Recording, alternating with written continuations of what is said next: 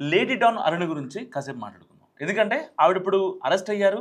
చాలా విషయాలు పోలీసులు రాబడుతున్నారు.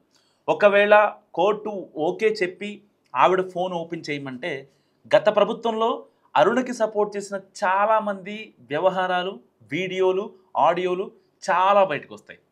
ఒక్కళ్ళు కాదు, ఇద్దరు కాదు, దాదాపుగా 500 మంది.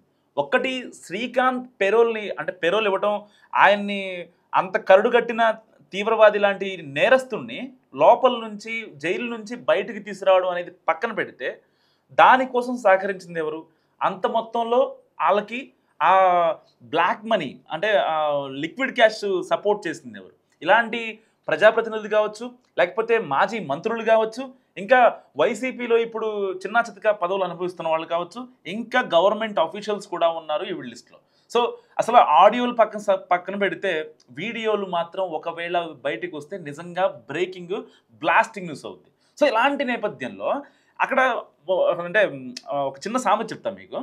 అంత శాకాహారులే, కానీ ఆ బుట్టలోని రొయ్యలు మాత్రం మాయమైపోయాయి. ప్రస్తుతం రౌడీ షీటర్ శ్రీకాంత్ పెరోల్ ఎపిసోడ్కు ఈ సామెత సరిగ్గా సరిపోతుంది. సో ఈ కేసుకు సంబంధించి పేర్లు బయటికి వచ్చిన నేతలంతా మాకు సంబంధం లేదంటే మాకు సంబంధం లేదంటున్నారు. కానీ పెరోల్ మాత్రం వచ్చింది.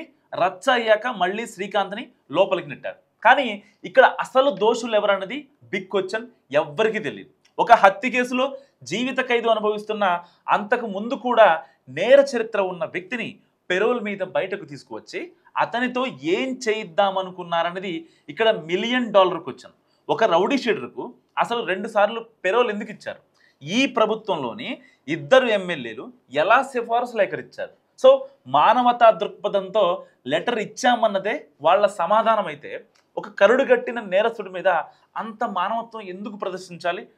ఎందుకు అసలు పెరోల్ ఇవ్వాల్సి వచ్చింది? సో మా సిఫారసు లేఖలు రిజెక్ట్ అయ్యాయని ఎమ్మెల్యేలు చెబుతున్నారు. సరే, మరి పెరోల్ వచ్చేలా శ్రీకాంత్కి పావులు కదిపింది ఎవరు?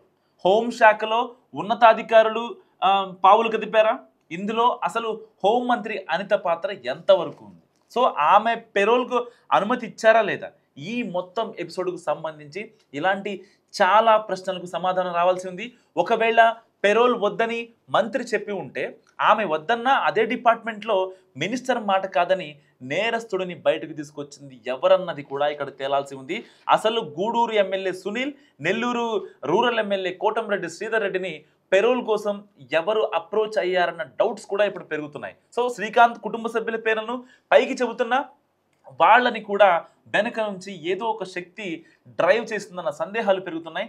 శ్రీకాంత్ తండ్రి పెరోల్ కోసం తన దగ్గరకు వచ్చారని, అందుకే లెటర్ ఇచ్చామంటున్నారు కోటంరెడ్డి. అయినా సరే తన సిఫారసు లేఖతో పెరోల్ రాలేదన్నది ఆయన వాదన. సో ఇదే నిజం అనుకుంటే మరి పెరోల్ ఎలా వచ్చింది? తెర వెనుక చక్రం తిప్పింది ఎవరన్నది మిస్టరీగా మారింది. ఒకవేళ శ్రీకాంత్ ప్రియురాలు నడిగంటి అరుణ పెరోల్ కోసం ఆ 2 ఎమ్మెల్యేలను అప్రోచ్ అయి ఉంటే ఆమెతో మరి వాళ్లకున్న సంబంధాలు ఏంటన్న ప్రశ్నలు కూడా వస్తున్నాయి. సో వెనుకున్న అదృశ్య శక్తి ఏదో శ్రీకాంత్ను పెరోల్ మీద బయటకు రప్పించి చేయకూడని పనులేవో చేయించాలనుకుంటున్న చర్చ జరుగుతుంది పొలిటికల్ సర్కిల్స్లో. ఎమ్మెల్యేలు 2 పెరోల్ కోసం సిఫార్సు చేస్తే విచారణ తర్వాత హోంమంత్రి అనిత వెనక్కి తగ్గారని, పెరోల్ అవసరం లేదని అన్నారని, ఆ తర్వాతే స్టోరీ మారిపోయిందన్నది ఇంకో వర్షన్. సో హోంమంత్రి తిరస్కరించిన వెంటనే సీన్లోకి శ్రీకాంత్ లవర్ అరుణ ఎంటర్ అయిపోయి అనితతో చర్చలు జరిపిందన్న గుసగుసలు సైతం వినిపిస్తున్నాయి సచివాలయ వర్గాల్లో. మరి ఆ తర్వాతే పెరోల్ ఫైల్ ఉన్నతాధికారుల దగ్గరికి వెళ్ళి ఓకే అయిందని కూడా చెప్పుకుంటున్నారు. ఇక్కడే ఒక పెద్ద డౌట్ వస్తుంది అందరికీ.